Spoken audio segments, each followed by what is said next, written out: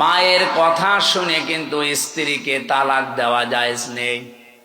এত সম্মান যে মায়ের, এত সম্মান যে বাবার, আপনি মায়ের কথা মতো স্ত্রীকে তালাক দিতে পারবেন না, কিন্তু বাবার কথা মতো পারা যাবে। কারণ বউ আর শাশুড়ির ভেতরে যে সম্পর্কটা মার মেয়ের মতো হওয়া দরকার, এটা 100টার 98টা পরিবারে আজ বাংলাদেশে নেই। এই কথা বলে না কেন? এ ওর দোষ ধরে, ও এর দোষ ধরে। অথচ ওইটা যদি ওনার নিজের মেয়ে হতো কোনোদিন ওইভাবে ভুল ধরতো না, আর ওইটা যদি ওর নিজের মা হতো কোনোদিন দোষ ধরতো না। আল্লাহ ভালো জানে যে দুইজনের ভেতরে মিল হয় না, হচ্ছে না। এই জন্য মায়ের কথা মতো হুট করে আপনি বউ তালাক দিতে পারবেন না।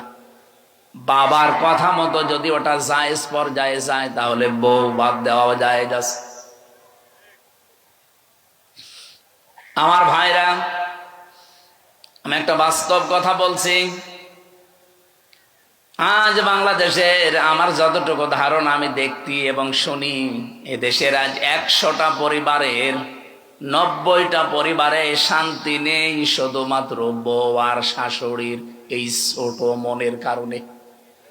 আমরা আহ্বান জানাবো, মেয়েরা যারা এসেছেন, আপনাদের মনটা আপনারা উদার করবেন। কয়দিন থাকবেন এই দুনিয়াতে? এই ছোট্ট দুনিয়ার ফেরেবে পড়ে যদি বিশাল আখেরাত আপনি পরিবারেই নষ্ট করে ফেলেন, আপনার মতো কি বলবো আহাম্মক আর কেউ নেই। প্রত্যেককে আহ্বান জানাচ্ছি, নিজের মায়ের মতো মনে করে চলেন। নিজের মাও তো কত দোষ করে, ভুল করে, আপনি সবই সহ্য করে নেন, মাফ করে দেন। নিজের মেয়েও তো কত ভুল করে, না জানলে শিখিয়ে দেন।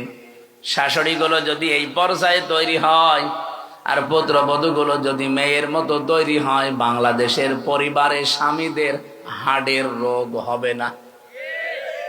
বিয়ে করেনি তো হাসতেছে।